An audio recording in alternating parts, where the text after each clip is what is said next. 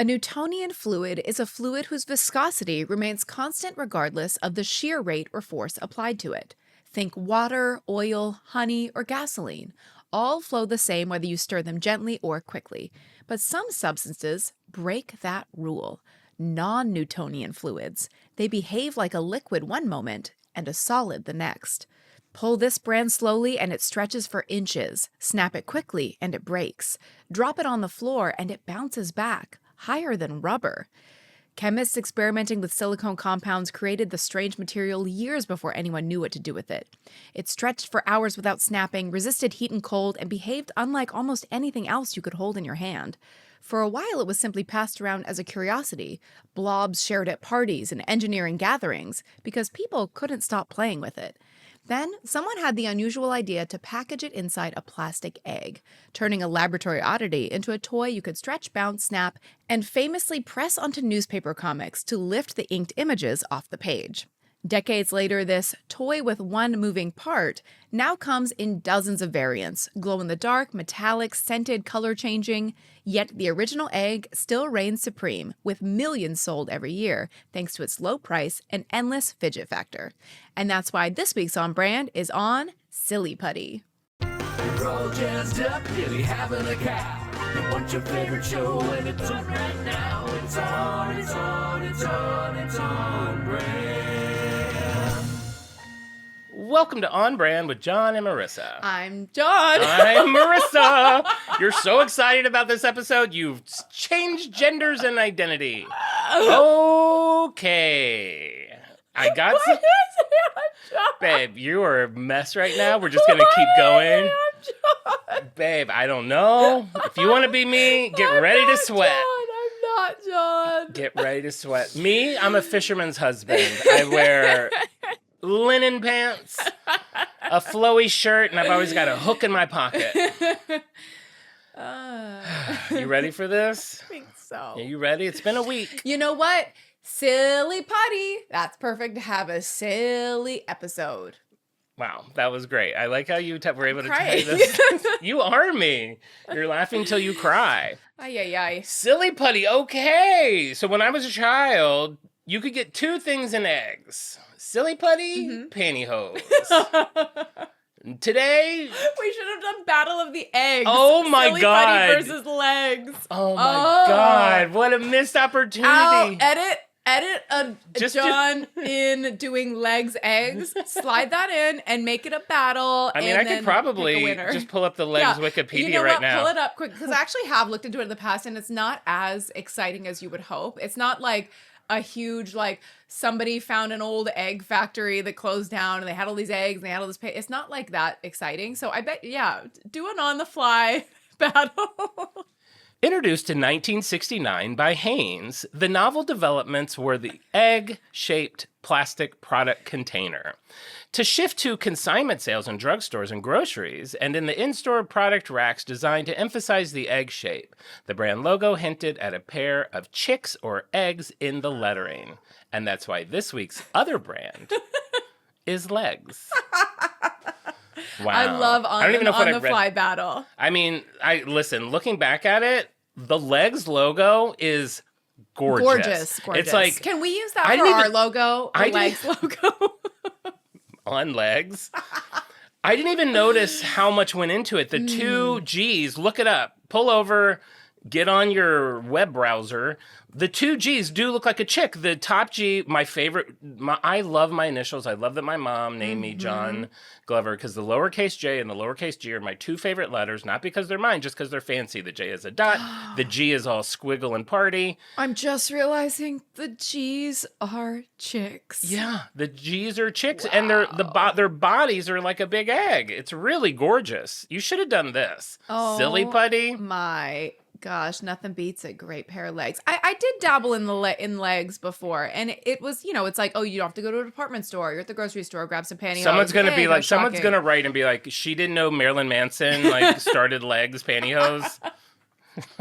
I can't wait for somebody to go, bitch, you already did legs in 2022. Hey, man, we will talk about Shamrock Shake at nauseum in Off-Brand. Or no, we already did. Oh, yes, this comes out after. We did. 2 days ago, we talked about the Shamrock Shake. What year did we start the pod? May 2023. Oh, so we couldn't have talked about eggs in 2022. That was just casual conversation. We could have been we personally talk about eggs like once a month. We did pre-developed meetings for about 2.5 years going into the pod. I am in pod Reddits and stuff, and I check on them. I look at them. It's one of the things I look at daily.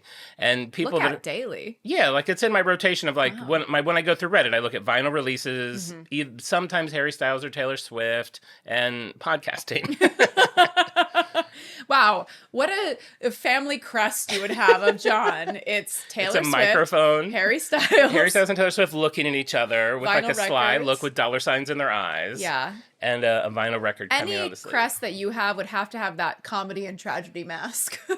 I can't believe you just said that because my class ring, I got that on the side of it. And then I kind of regretted it, but it's on there and it's gold. And I got the Virgo symbol on the black smooth stone on top. This is why I was looking for another ring because I regretted not getting like a colored crystal diamond cut. Yeah, gold is kind of not you. I was a vampire though, but I got like a black onyx stone and the gold Virgo symbol on that. Sure. Comedy and tragedy on the other side. Guess what's on the other side? Big dangling balls. Peace symbol.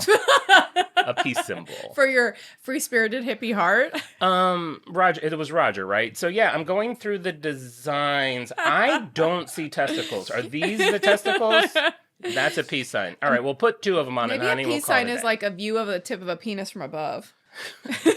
If you draw lines on it. Actually, a peace sign looks like a chick's leg, which again would have been brought up had we done legs. We're like running parallel shows right now. Thank God my mom weighed in. I so desperately wanted the Virgo symbol as a tramp stamp when I graduated high school.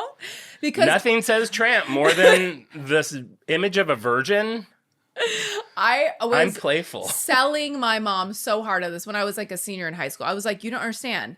It's a Virgo, because she was like, oh, what, your tastes change. Like you can't get something that's like just I'm like, you don't understand. I'm always going to be a Virgo. Like, that's why it's like the zodiac symbol is the perfect tattoo because it stays with you for life. Not only that, but if you look at the Virgo symbol, it looks like an M and a P, which are my initials. Oh. So I was like, this is like meant to be. It looks like an M and a P from that cult show we watched, the people that got branded. So the NXIVM people? The NXIVM people. So it's like you had just been branded by astrology? And your mom was like, no tramp stamp.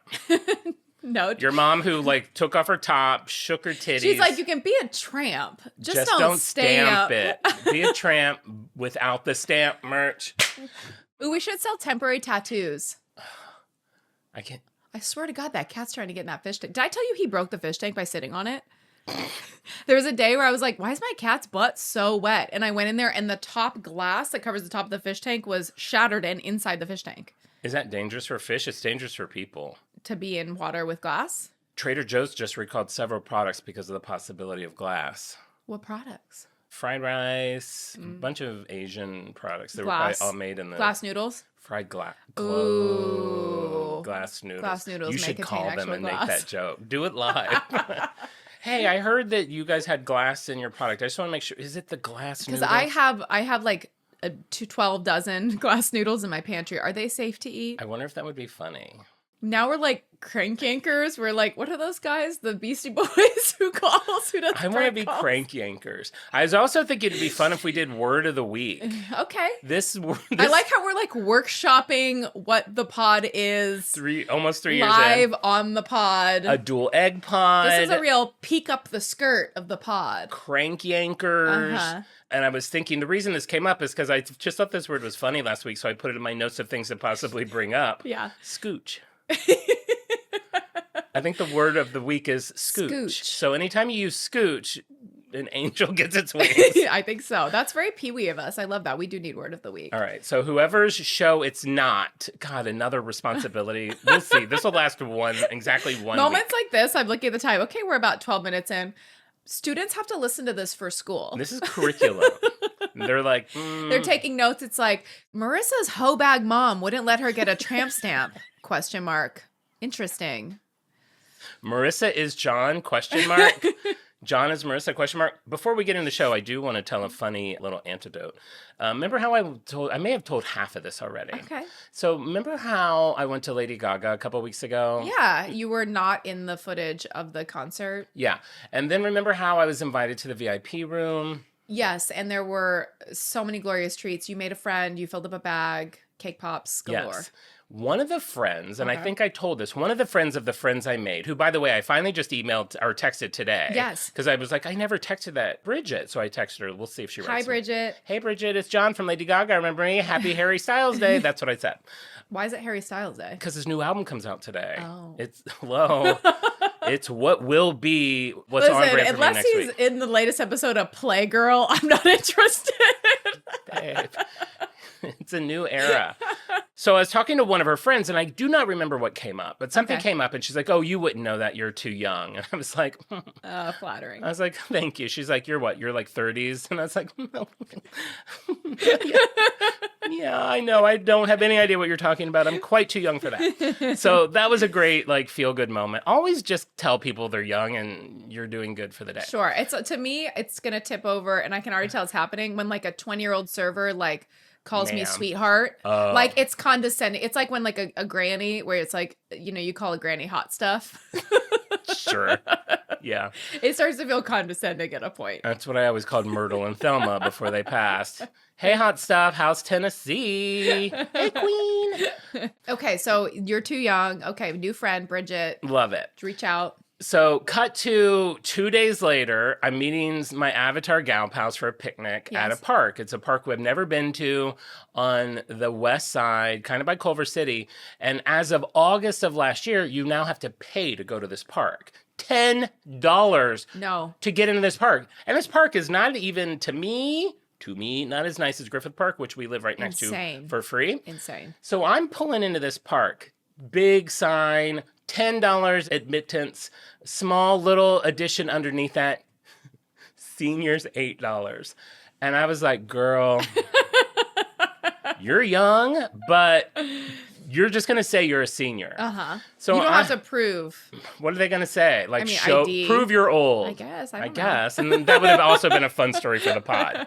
So I pull up, lovely little lady working in a little, I love a little human in a park booth. Like someone who has like a 4-hour job in a park booth. That's it all probably I want. used to be so much easier. Now they have to use Square. I and hate that. Apple I want to Pay be like cash only. yeah, or just, I would be fine with like a thumbprint. Like press my Coins. thumb on her thumb, something. Yeah, I do. I think we're at like an annoying point in technology where it's like, it's too pokey. It's too like scanny. I want like thumb to thumb. Thumb to thumb. Thumb to thumb. You Remember get we were that- trying to bump our phones to swap contact information? We tried to get that to happen. Was it Same called principle. Bump? I think now that still works somehow. Really? I think it's now integrated into Apple. We 'cause downloaded an app in like 2007. It's called Bump. You could bump. Right after we downloaded Draw Something, they got bought for $1 and billion, Wordle, and then yeah. nobody uses. So I pull up this lovely lady. I'd always do a little idle chit chat before Sure. we get to the transaction. We get to the transaction, and I didn't say anything, and she's like, "That'll be $8." She's giving you a discount because you were friendly. So within a span of 3 days, I passed for 30-something and 65 or older. If you were really feeling self-flagellating, you could say, "How old do I look?" Never. Can you imagine? I will never ask that question of anyone. Same. It's been, people have asked me that, and I'm like, what kind of psychopath asked that question? There's a gay TikTok I've seen a few times. It's like this guy who's clearly on a date with this younger guy, and it's just him laughing. He's like, people are always guess my age wrong. They always think I'm older than I am. How old do Yeah. you think I am? And the guy's like, I don't know, 54. And the guy's like, okay, all right, yeah, I'm 42. So, and it's just like never. Never. It's none of my business. How old do you think I am is none of my business. That is what. However old you think I am is none of my business. Merch. Now we're just being silly. Sure, which is apropos, a word I love. Apropos. Babe, save it for your word of Okay. the week next week. Spoiler alert. Spoiler. Apropos. What do you think their word's going to be? John's going to be so mad he had to think of a word. I'm just going to finger It's a like when dictionary. you were putting Easter eggs in the episode, you had to try to force a little. God, that'd be so hard. I'd be like, I had a banana republic, and I think I'm gonna go. Yeah, the insect is much better. But I bitched all about that on Tuesday, so let's get to Silly Putty. Now, Silly Putty. Silly Putty. Here's where I'm with Silly Putty. You're not going to be shocked by this, but you're going to be floored. You collect it. So my affiliation with Silly Putty is, I don't know, now it's probably been 18 years ago. I went through a teeny tiny little Silly Putty phase because I got obsessed with the gold Silly Putty. I thought that was so cool. And it just looks like liquid gold. And I went through, I didn't even think I needed to go through it, but I went through like a teeny little like fidget phase. Like they made, you know what I think it was? Was that made by Silly Putty? There was like, they made like adult aromatic Silly Putty. Yes, you brought that over one time. They sold it at Target. It came in like lavender and lemon, and it was like scented, calming scents. Calming. It came in a squished egg shape, not egg at all, but like a disc that was very hard to open. They were just trying to, they felt like they were leaving money on the table. Like, we've got the kids, let's get the adults. Got the kids. I don't know one kid that's ever asked for Silly Putty. I feel like we're doing a show from 1963. Silly Putty is very much still on the scene. That is what I thought. That's my pullover But moment. it's part of it's part of the fidget movement. It's part of the slime world. It's part of all of it. It does check a lot of boxes now. Yeah, but a large percentage of their customers are adults who want like a little stress tool. You're on a long conference call. You want something to do with your hands. Very mindless. You just squish it, stretch it. I do like that you can pull it slow and get a nice long like cheese pull, or you can yank it and you get that snap. And that is one of its very unique properties. Had you heard the term non-Newtonian fluid before? I mean, every day. That's my word of the week. Harry Styles. It's smooch. Non-plutonium Tartarian. And then as a kid also, I did do the Sunday cartoons. Oh, yes, where you would stick it on, pull it off, I mean, how cool is that? I was so sad to hear that you can't do that with newspaper anymore because they use non-transferable ink. Pull over. You can't? Non-transferable ink. And we briefly had an LA Times subscription. I remember being like, my hands aren't even like inky. Like that's like such a classic thing. After a Sunday of leafing through the paper, your hands are covered in ink. Non-transferable ink. Silly Putty will no longer work with a newspaper. I'm sure I have some vintage papers in the unit. I could. Do you mind? But they're all like historic, so I can only use Silly Putty on like 9/11 newspapers. The assassination of somebody. The two towers, like, put that on. The two towers on Silly Putty stretched. That would be like at MoMA. That's a moment. That is a moment at MoMA. You could get like 10,000. You should get an egg of Silly Putty for everybody who lost their lives during 9/11.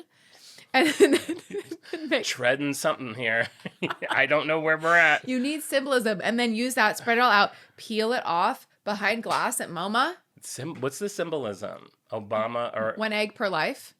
We begin with an egg, end with an egg. I don't know if we're going somewhere good. I don't know if we are. Yeah. But because it's Silly Putty, if you had it hanging vertical at MoMA, it turns to liquid, it pools. So if you leave that on your rug, and this is true for a lot of slimes, things that are like kind of solid, you're like, oh, this doesn't even really stick to anything. If you leave that on a rug, if you leave that on a sweater, it will goo into every little groove and nook and cranny, and good luck. Get the scissors, Mabel. You're trimming that out. You don't have to tell me. I've left a lot of goo on the floor for a long time on a lot of rugs. You keep a scissor in every room. I keep a scissor in every room. Along with, what's your weapon you have everywhere? Knives. Knives. Yeah, knives and scissors. Knives and scissors, a John Glover story. An act of protection. My experience with non-Newtonian fluids is in oobleck. How you ever mess around with oobleck? I feel like I'm just watching a hologram from the future right now. I don't know anything you're talking about. Oobleck is... Is that a Ronald McDonald character? He's they introduced Oobleck. He represents the... He's a colon polyp.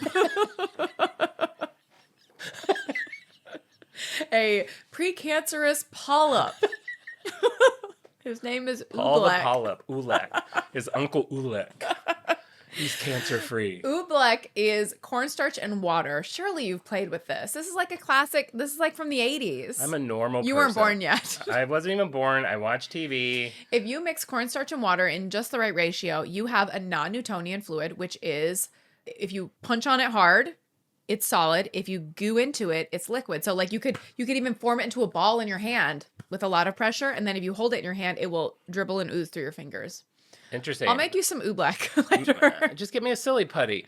I remember getting duped into believing, I read one time that glass was a slow-moving liquid. I thought that was true too. Is it I not? throw that a factor around everywhere. Like, go to an old church. It's really slow moving. It's really slow. So like if you go to an old church, it's like puddled a little bit in the bottom. It's like 4 inches at the bottom and like paper thin at the top. Is that true? I don't know. Then I heard it wasn't true. I haven't researched it. I'm sure somebody in the Discord will tell us. I mean, just just tell me. Email me. Tell me. Email me. Tell me. Attach a picture of that nerdy girl from Bob's Burger.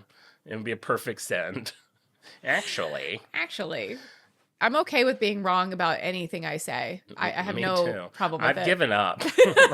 I say all words wrong. My facts are loose. Now that I have a job, good Lord, it's like, you're lucky I'm talking. We're lucky you're here. Yeah. This is your real gift, though, is the gift of gab. Are you curious about how Silly Putty found its way? I'm assuming it was an accident. It was made for something else. I don't remember what you said in the cold open, but I'm assuming it was an experiment gone sideways. We have another one of our early morning records, and there's also like a lot of construction going on in the background. There was drywall being installed mere moments before we hit record. So everything's a little dare I say silly? Let's say I'm sitting really close to that window. Maybe I'll scooch over. And see if it's liquid? I just wanted to use the word of the week. Oh, scooch. I already forgot. Jesus Christ, it's scooch.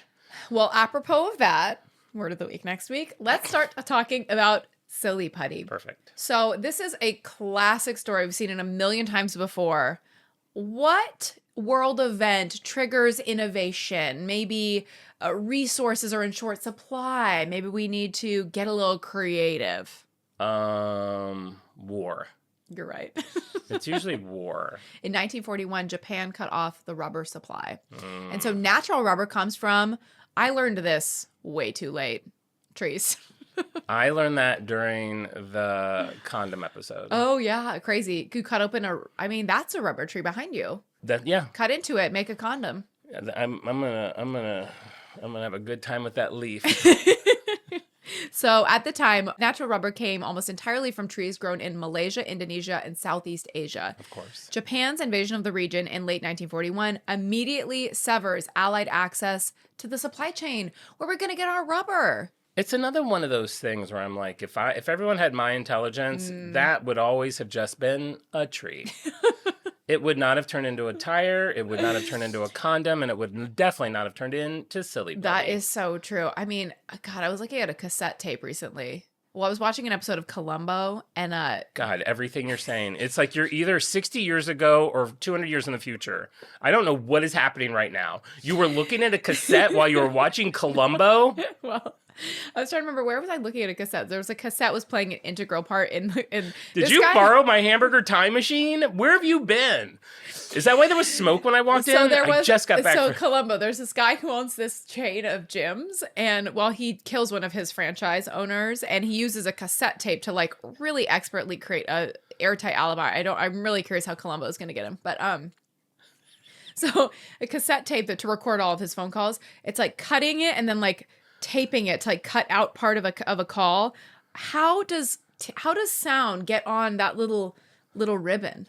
I mean, how does it? Like, all I know is one of the things that I did when I was in Michigan enjoying my Zingerman sandwich and going to the Ford Museum is I went to this one of the rooms, which was like Thomas Edison's old office. Crazy. And they asked for a volunteer, and I volunteered, and I recorded my voice onto a piece of aluminum foil saying Mary had a little lamb. It's unbelievable. Unreal. You, me, rubbing two sticks together. If we were the smartest people on earth. It'd be me sitting like in the middle of the forest just gnawing on a stick. You wouldn't even start to make fire. I'm not even rubbing them together. I don't know what I'm doing. So rubber is important, okay, to the war. It's tank treads, it's tires, it's gas mask fittings, it's aircraft seals, boots, fuel lines, rafts. We need rubber. The U.S. military needs millions of pounds of it and suddenly has almost none. So there's a big reach out to engineering firms and chemical labs across the country to find a synthetic substitute. So everybody kind of across the world, a lot of people have been tasked with this because rubber is in such short supply to come up with a solution to create a synthetic rubber that can aid in the war efforts. This brings us to a man named James Wright in a beaker of silicone I love this guy. in New Haven, Connecticut. Because you said beaker, I'm now picturing that Beaker scientist from the Muppets. From the Muppets. Beaker. Yeah, beaker. Yeah. White lab Okay, coat. this could be him. That's Does that help? what I'll envision. What's the other guy's name? Milton? The bald guy? Yeah, the green one. I don't know what his name is. Milton. I'll look it up while you start telling me the next fact. So we have James Wright. He was born in 1874 in Scotland. He came to the U.S. and he built a career as a chemical engineer at GE, General Electric, which General Electric is like all over our brand history, I feel like. By the time of this story where oh, yes, okay. I'm sorry. So the bald guy with glasses in Muppets, you thought his name Milton. was Milton. What is it? Dr. Bunsen Honeydew. His head does look like a honeydew. Bunsen, like a Bunsen burner. Cute. Bunsen and Beaker. Bunsen and Great. Beaker. That makes sense. The BB Boys. People, this is when people are like screaming into their radios, like when we can't recall the name of the Muppet. And someone's like, again, their girlfriend's like, this is your homework? Like, I don't know. Hey, sorry I can't hang out. I have to study. And she hears it. So by the time of this story, James Wright is in his late 60s. Ugh, So not he hot. could pay $8 to go to the park. Okay, so him and I are going to the park and paying $8. Arm in arm. I'm hot because I'm not 60. He's not hot because he is 60. Hey, $16, that's a hell of a date. So he's not young. He's a seasoned methodical. Your word inabilities are like bleeding onto me. It's because you started the show off, I am Jon. Oh my God, that's right. And so it's like, and You it's can say Friday. methodical and I It's like, can't. it is Freaky Friday. We my like God. half switched. And it's Friday the 13th. And I'm sitting here not listening to a word you said, thinking about making a loaf of bread. It was a full moon like 4 days ago. It was a blood moon at 3 a.m. and I fell asleep and forgot to look. Did you have weird dreams? You have weird dreams during full moons. Not just you, everybody does. I did have weird dreams like 2 nights ago. And I woke up and I was like, God, I'm glad that was just a dream. And now I can't remember what it was. The full moon causes weird dreams. No one knows why. Weird. I know. It does. So he is a very serious scientist. He's kind of no nonsense. He's now deep in this government contract to try to come up with a new rubber. So these are some other things he's done. Again, so much smarter than us. A method for restoring shrunken photographic film. Who cares? Back then, I bet that must have been a big deal. The film was too small. It's been shrunken. Shrunken. I wonder if that just means like with age, it like back then maybe it used to Shrinks. like shrink and they couldn't like get a good image from it. And he found a way to bring it back, like rehydrating it, like they do with dehydrated onions. I think you're onto something, Bill. James. James. He created a process for protecting metals from oxidation, which is good. That's important. nice. I can do that for guacamole. So he does these kind of like unglamorous, very practical problem solving tasks. And so it's kind of funny that this kind of like no nonsense guy ends up becoming the master of the silly. So this is kind of a funny little side note about Wright. He later converted to spiritualism and he reportedly attended seances where a medium named Mary Olson claimed to channel messages from Thomas Edison. So this is the same man who thought he was like channeling Thomas Edison as with like his like shaman guide. What year are we talking? This is now, he's in his late 60s. He's 68 at this time. I don't know, what's 1874 plus 68? 1870. Okay, this is where people know that I can't do math. Oh, I think this is like 1943. I had it written down. Okay, yeah. I was just going to say there was a Lucy episode about that where like they were trying to connect with people from the other side. So maybe that was just a thing at the time. That does like a rattling of a table. I think that was a thing where like a traveling shaman would like come to your house and say like you need like to have a seance, and you would turn out the lights and like and so they'd shake the table and like candles would do something. They'd float. Yeah, or float. Yeah. Float a candle. Yeah. We should get into that. Yeah, we should. I'm also like, if anybody came to my door and offered that, I would hand them money so fast it would make their do head it. spin. Come in. So it's 1943. So Wright is in his lab. He's kind of tinkering around with his little goos, his little beakers of goos. He has this theory that silicone is chemically similar to carbon, which is the backbone of natural rubber. So he thinks like, okay, silicone is similar. Maybe that's a good starting place. Maybe substituting silicone for carbon in a polymer chain produces something that's rubber-like. So he mixes silicone oil with boric acid and he does his experiment. What comes out is not rubber, but it is gooey and it is stretchy and it is strange. Disappointed. Oh. He, drops a glob of it on his lab floor.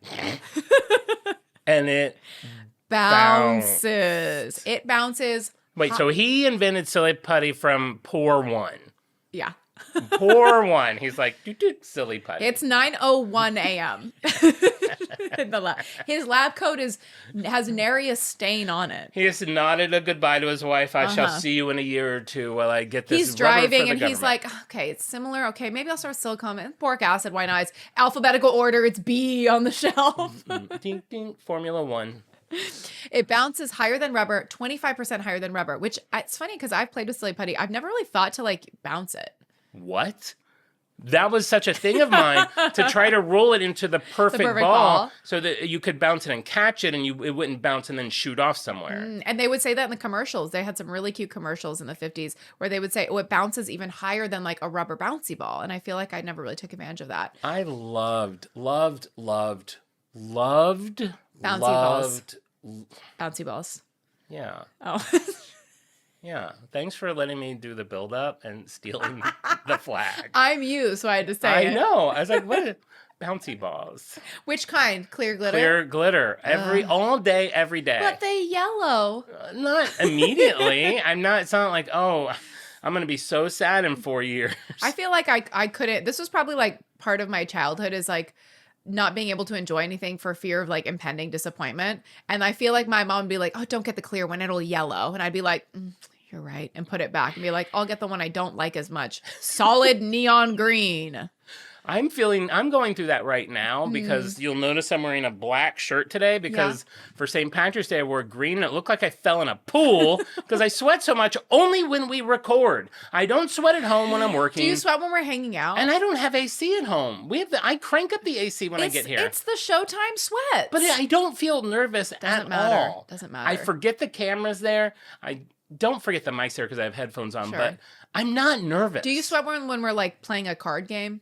It's something about being around you. You're nervous. You have a crush on me. I find out I'm in love with you this whole time. That's the only reason we do the imagine people finding out, friends of friends finding out. Remember Marisa? Yeah, I think we did improv. Yeah, in 2008. And you remember Jon? Her and Jon were on an improv team. So she had a family. She had a husband. She had 2 kids. She left her husband and family to marry Jon. Wasn't he gay? He was. Really gay. Really gay. Didn't he have a whole separate gay identity? Hollywood Justin? Yeah, he was that gay. That's funny because I met Hollywood Justin before I met Jon. I hooked up with Hollywood Justin, then met Jon. He's married to Marisa. Now they have a wildly successful podcast. There's a thing where gay men just marry straight women now. It's kind of trending. It is? Yeah, there's a People magazine that's yes, my husband's gay, and no, I don't care. And it's they just have a great life. They just have a great life. Hashtag goals to have the personality of People magazine. Because they don't give a flip. Oh, we can dream. We can dream. But they're not talking about Silly Putty for an hour. Okay, so it bounces 25% higher than a bouncy ball. It stretches for hours without snapping. It doesn't degrade like rubber. Well, like rubber, if you stretch it over and over, it starts to degrade. It loses integrity. Silly Putty does not. It doesn't crack in the cold. He puts it in a freezer. It doesn't rot, mold, or corrode. Wow. So we put it in the moldinator and the corrodinator and the rotinator. Zero mold. I finally learned how to store potatoes. Oh my God, we are really going off topic today. I've been getting so annoyed because I would get a giant bag of potatoes and I would have it in my kitchen, and like 3 days later, they're covered in sprouts. They're green. If I see the hint of an eye, to the curb. To the curb, right? I'm kind of grossed out by it. I'm grossed out by eyes. I don't like flowers that grow on cactuses either. Oh, interesting. I don't like things that grow on things. Past life.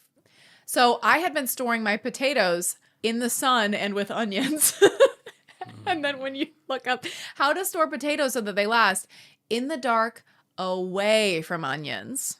But I feel like I still see people. Have you seen those videos where someone will come home from like a month vacation and they can't open their door because like something's blocking and they open it and like the potato has grown an eye all the way from the kitchen like across the house? No. Or a whole tree's coming out of the cabinet? That's real? Well, I exaggerated the door part, Oh, but okay. yeah, like it'll like be coming out of the It'll take cabinet because over. it's grown so much. Well, they don't like sun will promote them to grow faster, and being with onions, whatever like pheromones the onion puts off makes the potato spoil faster. Well, cool. Dark away from onions. Okay. I finally cracked the code. You know what I do? I buy one potato and I use it. In a Mr. Potato Head. I use it as a toy and sleep with it. I just buy the one potato I need. I've grown to really like the potatoes that come already wrapped in plastic, and I microwave pop it in it the and make it a little baked potato. Baked potatoes are so good. Okay, so it does not mold. It does not corrode. It's chemically stable across a huge temperature range. It is, by every scientific measure, a quite remarkable substance. However, can you use Silly Putty to make a tire? Can you use it to make a boot sole or a gas mask or a fuel line? I'm assuming yes. Imagine if the U.S. military showed up with 300 tons of Silly Putty for the soldiers. Sure, they're... in giant ostrich eggs. They should do that. That would be fun. A big putty. Fun fact, I have a jar of ostrich eggs in my living room. Go. No, we don't even talk about it. Go. Jar of? How many? I think 7. Yeah, go. Lore, next. So it's useless for its intended, this was the point of this research was to come up with a rubber substitute that could be used during the war. This does none of those things. It is not practical at all. It has no useful wartime implementation. I am Jon. No useful wartime implementation. He names it in internal memos. It's interesting because this is what my mom always remembered it to be called. Maybe she worked in the lab as a, I don't know, cocktail waitress. Nutty Putty. Nutty Putty in internal memos. This is where we could use a reenactment. He's doing this, he's doing that. He's getting so frustrated. His boss is like, you got to come up with something. He's like, I can't. This is just silly. And then it clicks and then. But it's just nutty. Nutty. This is nutty. I guess the same thing. This goo is driving me nutty. I'm going nutty over here, This Professor. putty's driving me nutty. Okay. GE begins mailing samples to engineers and scientists worldwide to see if anybody can figure out a usage for this product. For 6 years, nobody does. And then someone is at home. They're reading the newspaper. A little bit of this product. I don't know. They sent it to me from work, honey. I'll look at it later. It's sitting on top of his newspaper. He puts his elbow down. He picks it. Oh, it sticks. He pulls it off. He rips it off of the newspaper. Yet the newspaper doesn't rip. And he can't help but notice Charlie Brown? Is that backwards? Charlie Brown backwards. It'll be another 12 years before they decide what to do with it. I mean, not far off. Now we have another character in the story. So that was James Wright. And now we have Earl Warrick. You have a phone call? Do you need to take that? You know, you're not going to believe who it is. Who? Spectrum. I just paid that bill. That's how on the cuff I live with them. Wait, so you're already late for next month? Yeah, because Oh, I never babe. get fully caught up. Get fully caught up. Maybe. You have a job now. I haven't gotten paid yet. Oh, my Lord.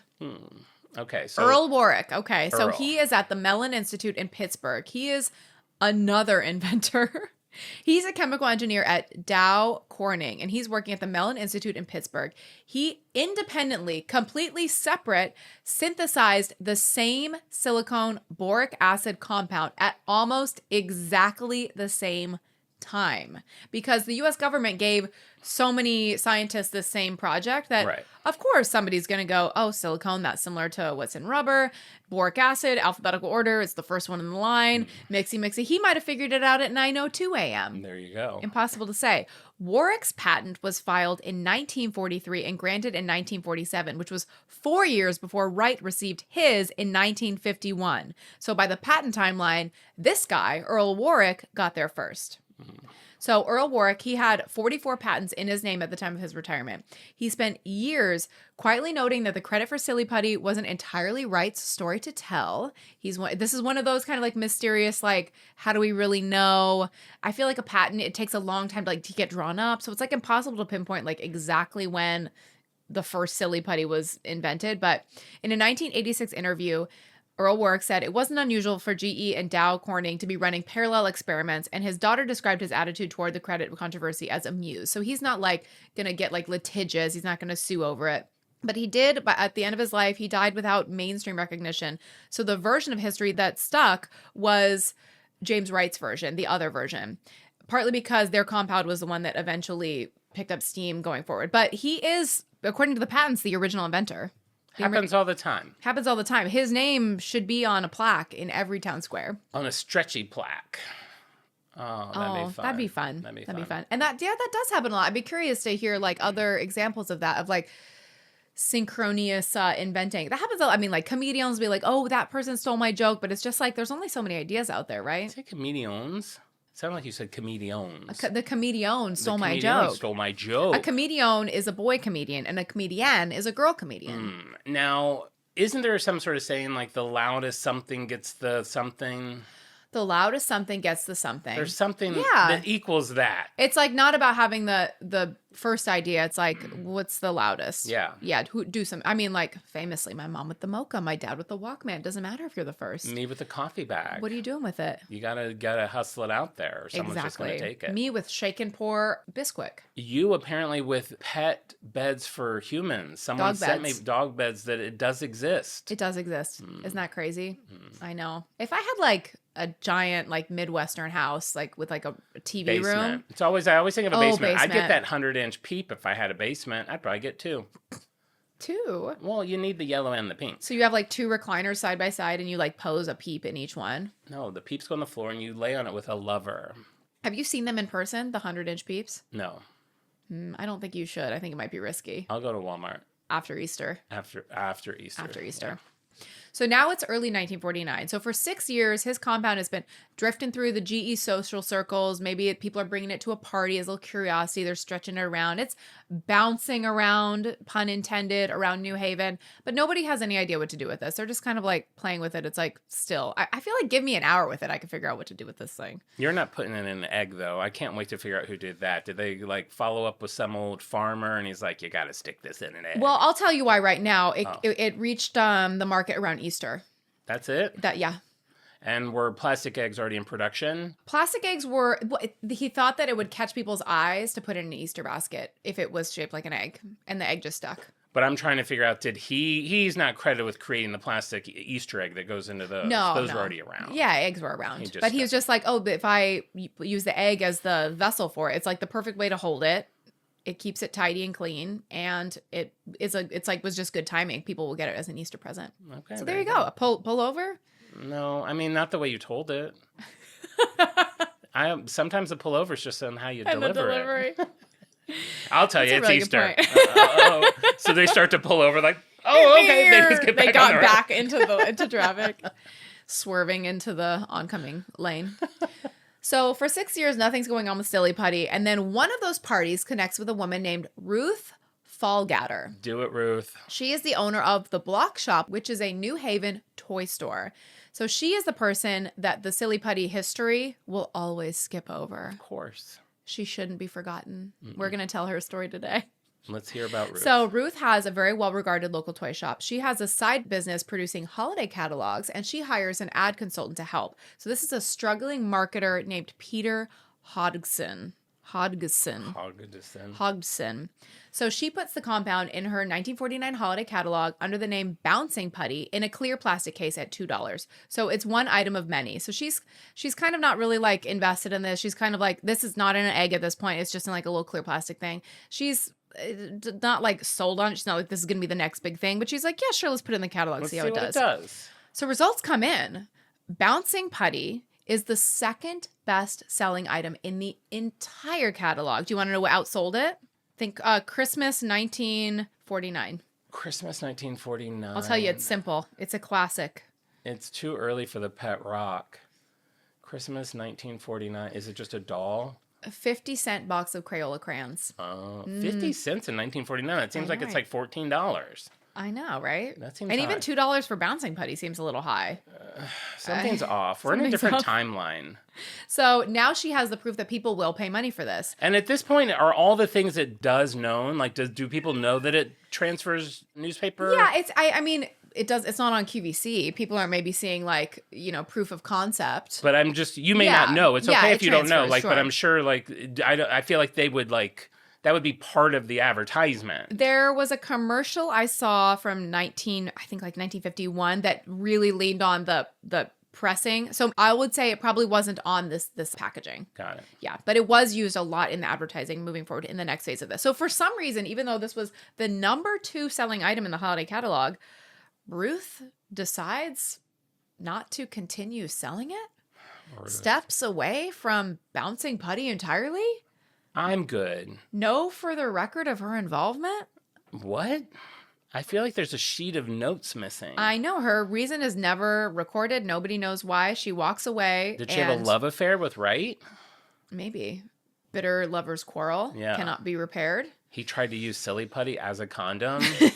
Led to a huge fight. She gets a major infection. It's possible. Wow. It's possible. So in 1949, Peter Hodgson, who was the marketer who was helping her, he sees the catalog numbers. He's 37 years old.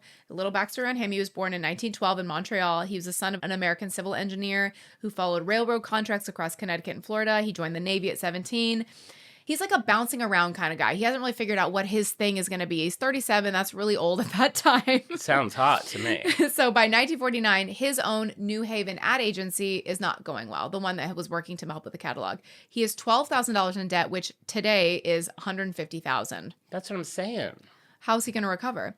So the New York Times described him as a tall, robust man with a close-cropped, full gray explorer's beard. He is hot. Gray beard at 37. This I know. guy's stressed. Stressful life. He looks like someone who should be leading an expedition, but he is, in fact, barely keeping the lights on. So that's the little history on him. He's like scrappy. He's got to figure out something. Something's got to hit or else he's in real trouble. So he sees the catalog data and he's like, this is interesting. I'm not really going to follow up as to why she's not interested in continuing any relationship with Bouncing Putty, but perhaps this is an opportunity for me to squeak in, to scooch in. So he borrows $147, buys a supply of the compound directly from GE, secures the rights to produce and sell it himself. Nice. So we'll see what kind of luck he makes for himself. I have a feeling this is a life-changing decision. Thank God. So here's a little bit about him, his personality. He was obsessed with jazz. Oh, yeah. Bada boop boo. He's got that scruffy gray beard. He's obsessed with jazz. He's known around New Haven as one of the coolest cats in the city. That's a jazz term. He later befriended a guy named Willie Ruff, who was a Yale freshman who got a part-time job on the Silly Putty assembly line. He drove him into New York. He's what freshman? Yale freshman. Yale freshman ends up on the Silly Putty assembly line? Parents aren't happy about that. Got a job, Dad. Where? Silly Putty. CEO? Well, a little Factory down floor. the hall. Take the elevator down to the basement. Let's just say I'm wearing a hairnet on my beard. Poor guy. I know. So they would drive into New York in their convertible. They'd go see Duke Ellington and Louis Armstrong, and they would expense it to the company. So they're kind of like, some people like finding luck like this. It's like, well, that really was luck. Like there's some people who they're destined to be successful no matter what they do. They just kind of like are so driven and their ideas are so good. Billie Eilish. Like Billie Eilish. I feel like if Peter Hodgson hadn't encountered Bouncing Putty, we would not be sitting here talking about him. We would not be sitting here. Butterfly Effect, we wouldn't even have a podcast. Wow. Somehow. That's insane. So he was 39, like I said. He was in debt. He takes a gamble on this. He buys all the rights. He buys all the commodity. Well, there's so much cat fur flying around. This is also in New York. They're going to see Duke Ellington. This is also right when Warhol is starting to do advertisements, and it's that phase of his career. The billboards and stuff? Well, magazine ads and window displays and things like that. And it's a part of his art that I was never that into, and now I've grown into full-on appreciation of it. I think his commercial art is really good. The shoes and the dresses and the cats and the cherubs. His business card was good. so cute. Yeah. Yeah, that's really cool. What a time. So now it's early 1950. He sets up his little makeshift assembly line on Temple Street in New Haven. He has Yale students hired part-time, including, like I mentioned, the young Willie Ruff. They hand divide the putty into 1 ounce portions. I will say shrinkflation is real. They used to be 1 ounces. Now they're half an ounce. This feels like candy assembly line. Like they probably roll out this huge, Oh, big, I'm long lawn of sure. it. They've got a cool little Like slicer, dough chunk, slicer chunk. that's like or like a chink that does like Ooh. 8 at once. Smart. Fun. It's definitely- Harvard, Yale degree. Yale degree. I mean, they might just be trying to make a little beer money. Sure. Go to the strip club later. Sure. So they're hand dividing the putty into these 1 ounce portions. They pack them into plastic Easter eggs, chosen because, like I said, Easter is approaching. The round shape is pocketable. I love that that's just an aside. That feels like that should have a whole chapter. Why the egg? Why the egg? Oh, they came out at Easter. I'll just tell you now, Easter. Okay. He nearly called it Nutty Putty because that was like the internal name at GE for it, but he drops it for reasons that we're not entirely sure. What he lands on is, of course, Silly Putty. 2 words. They're both absurd. They're eye-catching. They don't rhyme, but they have like an alliterative kind of Silly Putty. I don't. Do they rhyme? Was there any? Do they rhyme? Does silly and putty rhyme? Who am I doing this show with? You guys, don't pull over. Go home. Like, Put on the new hairstyle. turn off the lights. Change the Lay in channel. bed. Do they rhyme? You are me. I see now. I am you. I see now that they don't. What was it? Roses are red, violets are blue. Let's go to McDonald's and get a Shamrock Shake. Shake. Love you, Mom. She There- would think they rhyme. There's no other story about silly. They're like, we have a name that rhymes and goes perfectly with No. it. I mean, I'm telling you. I'm losing my mind right now. Why wouldn't they call it Nutty Putty and put it in a nut? That is actually really smart. I'm guessing the eggs at this point were not like custom made. They were probably just like plastic eggs that you could get just that they Put would it have in a nut. a custom. You'd have to get a custom nut. Yeah. Do you remember the color that Silly Putty used to be? It was like fleshy. Right. beige. It was skin. Yes, it was skin It was color. skin. It was very testicular. Crack this egg to get a ball of skin, bounce it around, and stretch it again.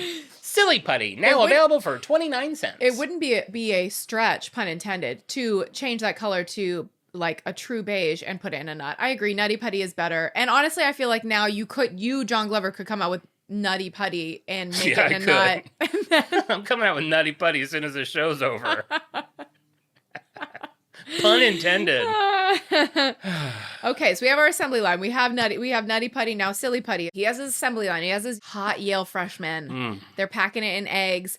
Still doesn't really know like what to market it as. Again, I'm going to say I don't think this guy is like a genius. I think he got really, really, really, really lucky. Yeah. So his initial pitch was that it's an adult stress product. So it's like That was his first pitch all the way back then? yeah, so the early copy described it as a neurological release tool. That one of the taglines was the real solid liquid, which is technically accurate, but it doesn't really like engage you as a shopper to be like, oh, I need to get this for my family. Yeah. Then he starts to expand. Sorry, are you looking some up? I'm not shaming you, but this is Okay. something I would put in the timeline. I just was very curious when Play-Doh came out. Oh, yes. Okay, when did So Play-Doh this come out? in 56. So it's like, Oh. and that was, came out as a pretty strong kid. So I could see them being like, Play-Doh's doing well. Yes. This is another thing that maybe a kid would like. But this is in the early 1950s. Right. So this is a little before It that. predates it. I feel like the modeling compounds, which is what Play-Doh is technically called, there wasn't really a precedent for that. So like Yeah. toys were also really gendered at this time. It was like boy toys were like army men and then girl toys Yeah. were dollies. So What like is a putty? what is a putty? A putty's for everyone. It's for the young and the old and the, everyone in between. Anyone that likes to stretch. It kind of was like the thing that people didn't even really know, had no reference point for it. So he starts to think about, okay, well, maybe it's kind of like in the toy world. He goes to the International Toy Fair in New York in February of 1950. Time machine. I would give anything to be at the International Toy Fair in New York in 1950. Can you imagine? We've seen so many people head to this toy fair. We've seen Rubik's Cube head to this toy fair. I think Play-Doh headed to this toy fair. I mean, you could get McDonald's and then pop by. In 1950s, McDonald's seems pretty good, right? This could be a stop on Time Travel Hamburger Man store. 1950s Big Mac? I don't even know if the Big Mac was out by then, but something was. Have you had that new special McDonald's? The Big Arch? No. I'm not. We're going to talk about it. We already talked about that in off-brand. Oh, yes. I forgot. So he pitches it to every major toy buyer he can reach. Almost all of them pass. I could see, like, it is a, I don't know. I could see it being a slightly tough sell because this is the 50s. We have dolls. I don't know if we have like G.I. Joe men. I don't know exactly what the toy scene is in, but you've got this guy who's just standing there like stretching this flesh-colored goo. And he's like, this is it. This is the next thing. But I do feel like if you're the right salesman, it's kind of like the pullover thing that we joked about a minute ago. Sure. Like if you roll it up and you're bouncing it and you're juggling it and you smear it and you look and it does this and that. It's what they do in the commercials. You're sticking it on the comic strip. You're rolling it into a ball. And it's what the sharks would always say. Like it's demonstrative. Like you have to show it. Yes. Lori's all in. We need to be on QVC with Silly Putty. Yeah. So he does secure a placement at Neiman Marcus in a handful of Doubleday bookstore locations. I wasn't familiar with Doubleday, but that's a bookstore chain. And he comes home with some pretty modest expectations. It wasn't like a smash hit. August 26, 1950. So the toy fair was in February. This is a few months later. A reporter walks into the Doubleday bookstore at 5th Avenue and 52nd Street, intending to buy a book. He finds all the clerks are busy selling these little plastic eggs of goo. So he buys one out of curiosity, and he takes it home, and he writes it up for the New Yorker's Talk of the Town. Love it. This piece quotes Hodgson directly. He says, it means 5 minutes of escape from neurosis. It means not having to worry about career or family difficulties. It appeals to people of superior intellect. The inherent ridiculousness of the material acts as an emotional release to hard-pressed adults. He says, we'll sell 1 million eggs by Christmas. I mean, I feel like they should rejuvenate that whole idea because we live in a world where people are constantly looking for an escape. Yes. Like, you need a 5-minute escape. All it takes is this little $3 egg. You're all stressed out. You're about to blow a gasket. Yeah. Go to your egg corner. Play with your putty, your goo for a few minutes. Yeah. It should come with a little timer that's like set for 3 minutes. And oh wait, how long do you cook eggs for? 3 minutes? For like a soft-boiled egg? I don't make soft-boiled eggs. Okay, well maybe they could do something like it takes 3 minutes to cook an egg and 3 minutes for your egg to calm you down. I love it, though. I'm still stuck on Nutty Putty, and mine comes in a nut, and then, like, the next year it comes out with a little connector in it. Oh, cute. You have to, like, find a little connector. Feeling nuts? Try our Nutty Putty. I'm going to pass out. It's so much better. It's so much better. You mean it's so much better than not having to worry about Korea or family difficulties? Hey, are you tired of thinking about Korea? Grab some Silly Putty. Within 3 days of production of that New Yorker article, they have 250,000 orders. And is it it's okay if you don't know what the price point is? Is it still $2 or is it cheaper or more expensive now? I think it went down to $1, and I think it's still around $1 an egg. Yeah. Which is funny because it's less. It's less now, but so that's what accounts for inflation. But I think it stayed at $1. I feel like Play-Doh has managed to keep its price point low. I mean, you can buy like a container that's like that big, but you can still get Play-Doh for $1. It's like a ketchup packet's worth of Play-Doh. Yeah. Yeah. So he gets an order for 250,000 units. He does not have 250,000 units. He has a bunch of hungover Yale students on his assembly line, and he has a lot of the silicone, but he does not have 250,000 units to produce to meet demand. At this point, he has not done any advertising. He has had no marketing budget. It was really just this one journalist who was out shopping for a book. That's all it takes. That launched the entire company. That's what I mean. This guy was lucky. Like, it wasn't like, oh, he had this incredible marketing idea. He had like none. Yeah. He had none. He had the egg, which, I mean, if you're Team Nutty Putty, also wasn't a good idea. And I mean, a newspaper article back then carries so much weight, whereas now it's like that's basically like getting a Kim Kardashian to do a TikTok that. And our attention is so divided. It's like we're looking at like 10,000 ads a day, like on like our phones and our algorithms. Everybody's getting different advertisements. Everybody would get the same ads in the newspaper or on the commercials on TV. So it was reaching an audience of millions and millions and millions. By the end of 1950, 6 million eggs sold in 11 months. 80% of the buyers are adults. pull Worried over. about Korea. Worried about Korea. Wow. So stressed out grown-ups. To me, I'm like, this is so funny because this feels like kind of like a new thing, like a. I thought it was like an 80s, 70s kids thing. But even like the idea of like a stress ball feels kind of 80s, like an 80s Wall That Street feels like exec, like with like a 2000s. stress ball. I'm like, oh wow, that's funny that was in the 50s that adults were playing with Silly Putty, like. Yeah, I always picture In a 50s boardroom? carefree. Right. Making like the kitchen of the future and a big fluffy cake. Yeah, it's crazy. And then 1951, the Korean War changed everything. So the U.S. government imposed silicone rationing for the Korean War effort, which was the exact same material Wright had been trying to weaponize for World War II 8 years earlier. And now the supply chain is evaporated. Production has to halt entirely. The business that had just exploded with 6 million units is suddenly frozen. There's no timeline to restart. But Hodgson, he just waits. We'll never learn how to say his name. Hodgson? Swarovski. Swarovski Don't waits. say Swarovski crystals. In 1952, so he only has to wait 1 year. The rationing lifts, production resumes, the business survives, but that was pretty close because the restriction, like you need to build momentum with these things. Like if it could be yesterday's news, a year passing in the Silly Putty world, that's an in eternity. 1951. It's an eternity. I feel like they're like, oh, it's back. Okay, cool. It's not like now. Now it's gone for a month. You're done. That's really true. So by the mid-50s, the audience shifts and Hodgson shifts with it. So this is when we start to see it moving from an adult customer to children aged 6 to 12 is where the customer base had moved. So what was the reasoning for this shift? it just was happening kind of organically. Kids were seeing it. It's in the home. And he's seeing that there's now a real demand that kids are really interested in Silly Putty. So he sees this as an opportunity. He shifts his entire marketing strategy. Now what was the like adult stress toy now becomes the kids toy without having to change a single thing, except the color didn't even change. It was always that like testicle beige.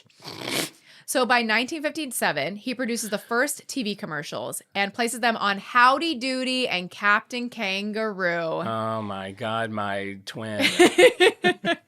You kind of are a little Howdy Doody also. Good Lord. Because you're boyish. Thank you. Yeah, I feel like it's like the Captain Actually, Kangaroo is too old. That's a perfect example. At Lady Gaga, I was Howdy Doody. At the park, I was Captain Kangaroo. The man with two faces.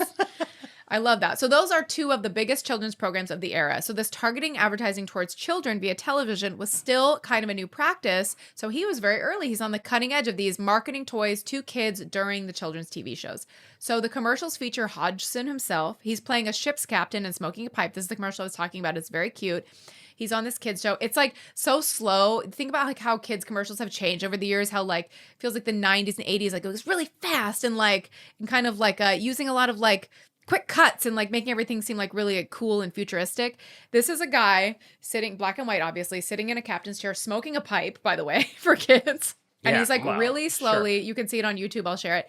In 1957, he's just like, why, you can roll it in a ball and it bounces 25% higher than a rubber ball. Heck, you can even put it on a newspaper and make the print look silly itself by stretching it back and forth. Silly Putty.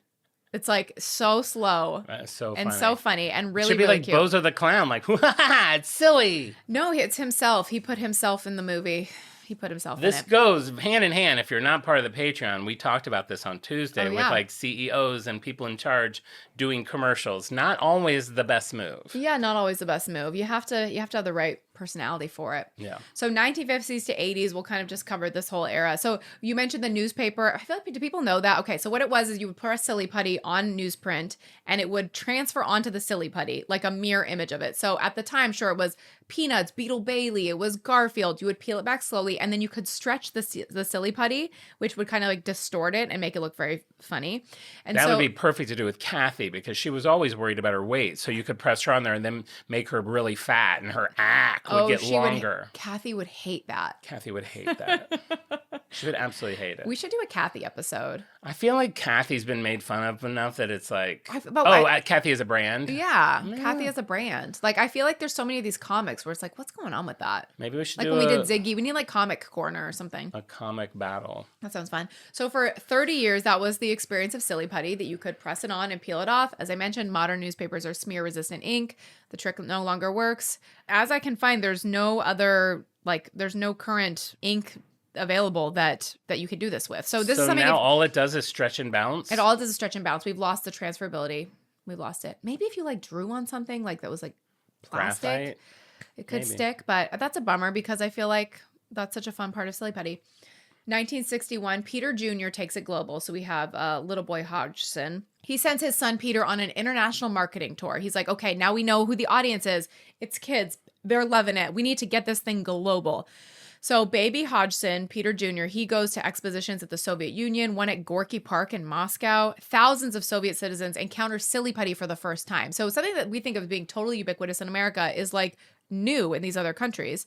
This is just a fun detail about Peter's life in case you're rooting for him. He rode a motorcycle from Moscow to Kyiv, and in the mountains on the way home, he met a Swedish woman and he married her. Oh. So that's just like a little cute thing in the movie. Maybe that'd be a little detail that the Silly Putty fans would really like. Maybe it would be like a really big star, even though it's a really small part. A little just because she cameo. thought it was kind of fun to That'd do. be fun. Yeah. It'd be like a... I was All thinking the actresses I know are Nicole. like 58. I'm like Salma Hayek. Oh, but it Selma said Hayek. Swedish. So it'd be like, who's like a Swedish woman? Nicole Kidman. Nicole Kidman, I mean, 75 she's years old. Australian, but yeah, but she just was in a sex flick. Like, she looks young. She cannot stop doing sex flicks. If I was her husband, I would not be sleeping at night. Tom Cruise, he's busy. They're still Cruise. together, right? Wait, I think she broke up with Keith Urban. She did, I heard. That's sad. I kind of thought they'd stick it, but then I said that sad to someone like, is it? Like, I feel like Keith sucked, so I don't know. I used to tan him at the tanning salon. like, He was nice. Like, just take his credit card or, like, rub stuff on him? I don't think I rubbed stuff on him. He would just go and do the booths. Hmm. I'd advise him on his tanning journey. I like that.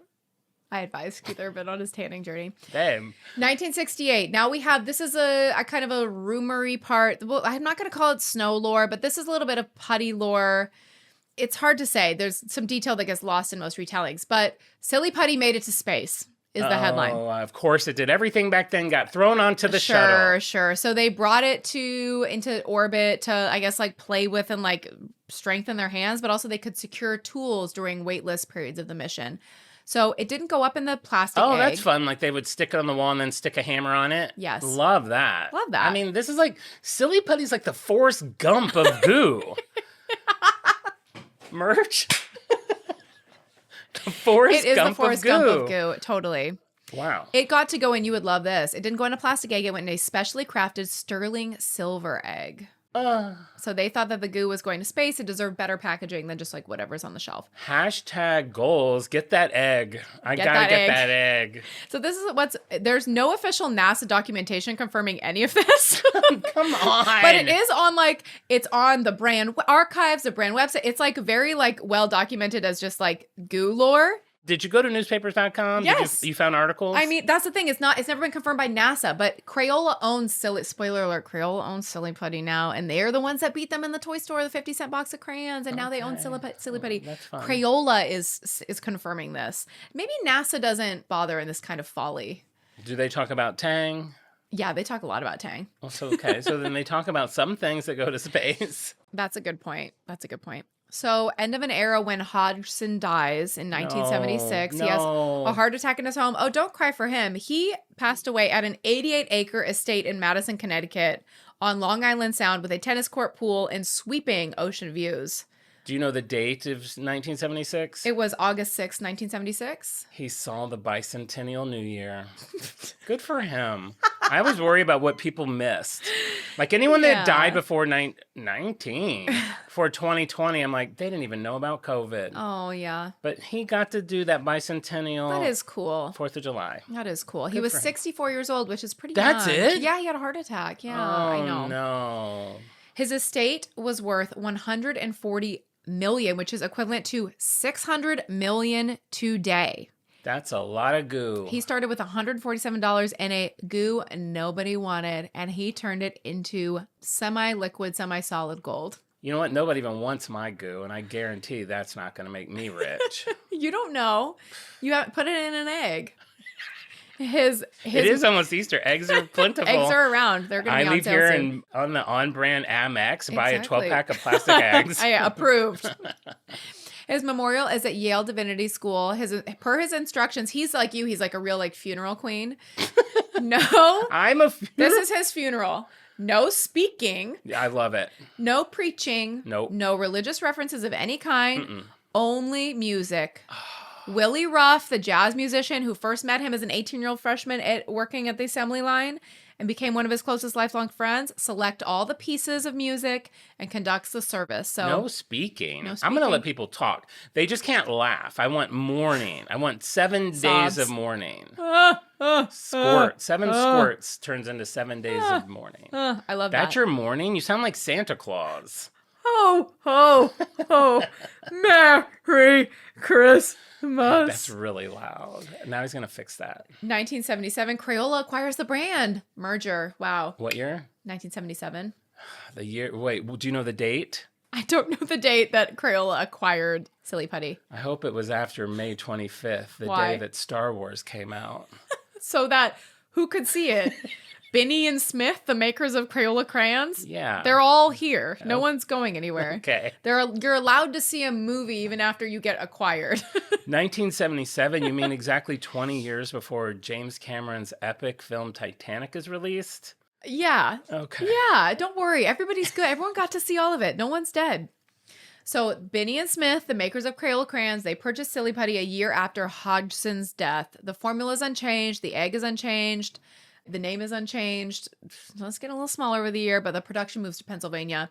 You know what you can do instead of the newspaper? It is fun to press just the putty on raised things. Like I think like the a Silly penny? Putty egg, yeah, or a penny, Yeah. it says Silly Putty on it, so you can press it on there. That is fun to leave a little indentation. That's fun.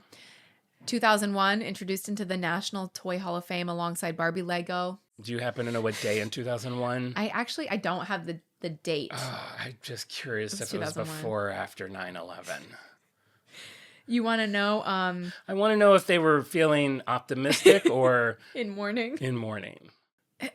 So the Smithsonian Institute acquires a sample for its permanent collection. I want to see this. I want to go to the Smithsonian. Permanent Silly Putty? Does it ever dry out?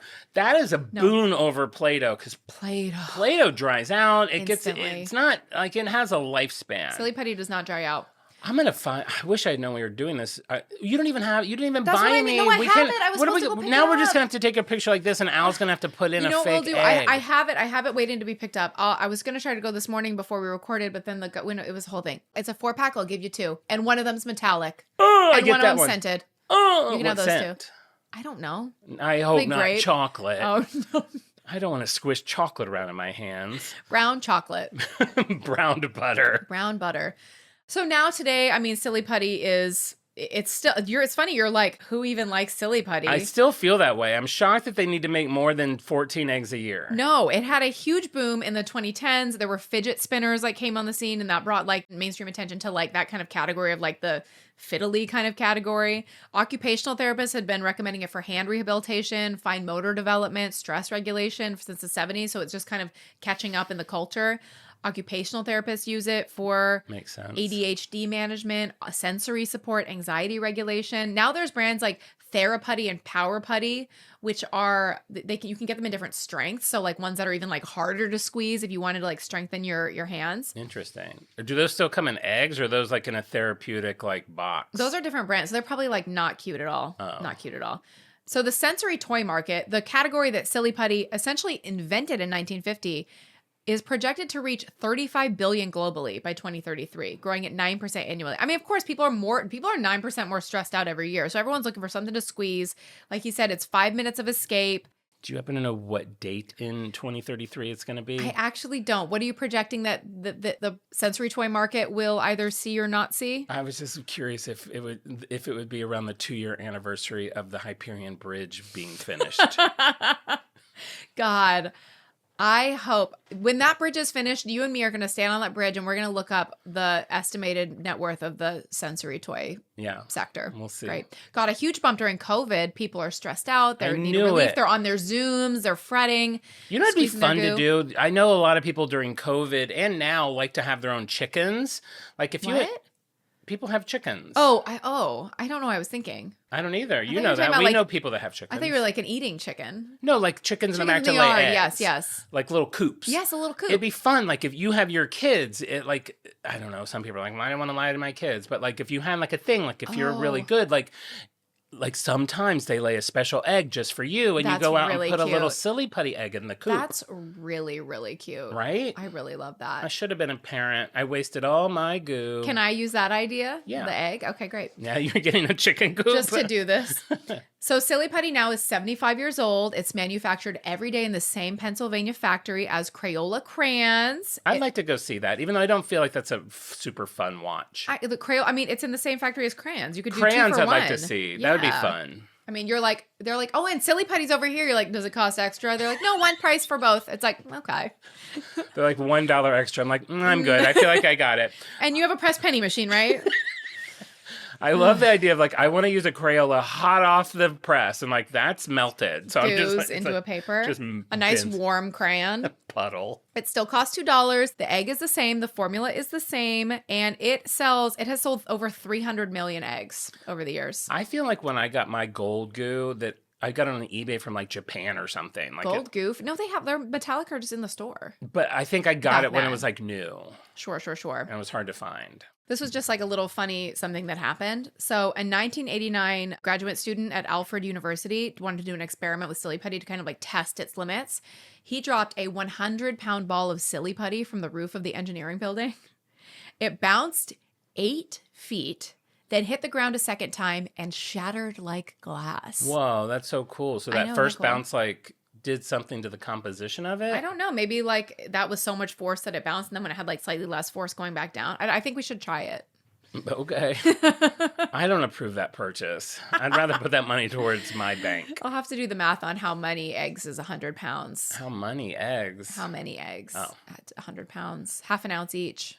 We'll Nail me just- in the math. Anyway, that's Silly Putty. How do you feel? Wow. What a What ride. a journey. No Woo. wonder I'm sweating here on that stretchy tale you told, It was a gooey one. bouncing around from fact to fact. Mm-hmm. Now I must simply decide, is Silly Putty on brand or off brand for me, Marissa?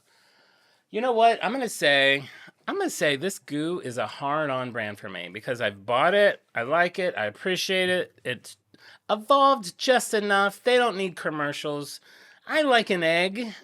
Yeah, hard Do on. we wish it was a nut? Sure. Is it a huge missed opportunity? It's still possible. Put it out a not nut too late. scented, peanut scented. I mean, nut scented goo. collab with planters. Collab with planters. Yeah. You know what it looked like for Christmas? Your sister gave me like an old vintage planters Yes. like soap dish. Yes, so it would look cute. like that classic nut. Yes, like that double. It could even have double goo in it because it's got 2 parts of the nut. One for you, one for a friend. Nut duos. Share it with a friend. Your best friend gets the connector. It's like I all mean, there. do we have to like think of everything? It's so sad And how I've- underpaid we are for our good ideas. We're thinking of all these things, and if you were to take a picture of me, it would be that Monopoly picture of me with like pulling my pockets to show how empty they are. I'm this poor. And we're just spitting out ideas. We need to invent a goo. It's the only way to wealth these days. I'm gonna say it's a hard on brand for me too. You mentioned that it doesn't dry out. That's actually like a huge selling point because I am so tired of buying. We make our own Play-Doh because I can't afford regular Play-Doh in the store. I also find it to be really wasteful, all the little tubs, because I'm never like they immediately get mixed and like it's just annoying to sort. It's It got has its that purpose. smell though. It's They that both smell. have that, and I do like all the colors. All the colors are fun, but it's like as far as just like Silly Putty has like long-term staying power. You can have the same egg for a decade and it will be as good as it was the day you bought it. Unless sure you my use it to gold egg clean crumbs in your car. Some people do that. I could see that. The funny thing is about Silly Putty and Play-Doh is neither one of them make anything that great. Like if I make something with Play-Doh, it just looks stupid. Yeah. It looks like Mr. Bill. It's Yeah. like it just looks clumpy and dumb. Yeah. And Silly Putty bounces and you could put dents in it. You're right. They both stink. They both stink, but they're both hard on brand for me. I love them. What a great invention. Something that does nothing, Mm-hmm. really, and has endured almost a century. That was the tagline, the toy with one moving part. One moving part. Pretty cool. Anyway, that's it. Good job, John. Great I job, really Mar. liked learning about that. No, but seriously, that was fun. There was a lot of fun information in there. I'm sure this is going to be a classic episode that goes down in the annals of On Brand. Now, you know what I have to do. What? Give shout outs to our Freaks of the Week. Oh, yeah. Don't ya know? And if you're wondering how you become a Freak of the Week, it's pretty easy. Every Wednesday on our Instagram story, I post a little puzzle. If you can solve that puzzle, I'm going to send you a little badge that lets you know that you got it right. I'm going to add your name to our Wheel of Freaks. And every week, I'm going to spin that wheel 5 times. And those are our Freaks of the Week. And that's who these lucky people are now. This was for the Craigslist Insta Egg. And our winners are Amanda Edwards, one Jimpy, who also goes by Jenny, who also goes by JP, who also goes by just Jimpy, Joe Ponish, Sam, and then Mike Zanatti or Mike Zanatti. I reached out to Mike. I asked him how you pronounce his name. He said either this way or that way. I'm like, most people just have one way. And I said, which one do you like? And if someone asks you what your name is, which one do you say? And he's like, either are fine. So Mike Zanatti. He's an easygoing guy. Zanatti. I also want to give a quick thank you to Renee. I got a package from Renee. This was a couple of weeks ago. They sent me... Okay, so do you remember how you got me this Lego person that is supposed to look like me, but it has blonde hair, Betty White's blonde hair? And I was like, that doesn't really look like my hair. And then I tried to steal hair that looks like mine. Well, Renee not only sent me hair that she thinks more represents me, it's a little dark, but she also sent me this head that has a happy face on one side and what she said is a stew face on the other side, depending on my mood. I love that. So I can I, of course, have it on stew face because I'm always stewing about something. So Renee, I think that's very sweet of you. Thank you for sending that. Oh my gosh, that's great. I'll swap out heads immediately. And there you go. So thank you, Renee, and thank you, Freaks of the Week. While we're giving shout outs, I'd like to shout out a listener who left us a 5-star review on Apple Podcasts. We have Small Cat Daddy. I love that. We're Small Cat Daddies around here too. Small Cat Daddy says, wow, it good. It very good. Wink face. That, sometimes less is more. Thank you so much, Small Cat Daddy, for those lovely words. It means so much to us. If you haven't left us a review on Apple Podcasts, please do that. It boosts the show. It boosts morale. Go to Instagram @OnBrandThePod, TikTok @OnBrandThePodcast, chat with Jon in bed, play his Insta Egg game. Tuesdays, we have Off Brand come out. Join the Patreon. Come into the Discord. We'll talk to you all the time. You'll love it. You'll love it. You'll love it. We love you. All right. With that, we'll be back next week with an all-new episode. And remember, clearly, this episode is a prime example that sometimes we may go off topic. But when it comes down to it, we'll always be on brand. Bye. Bye.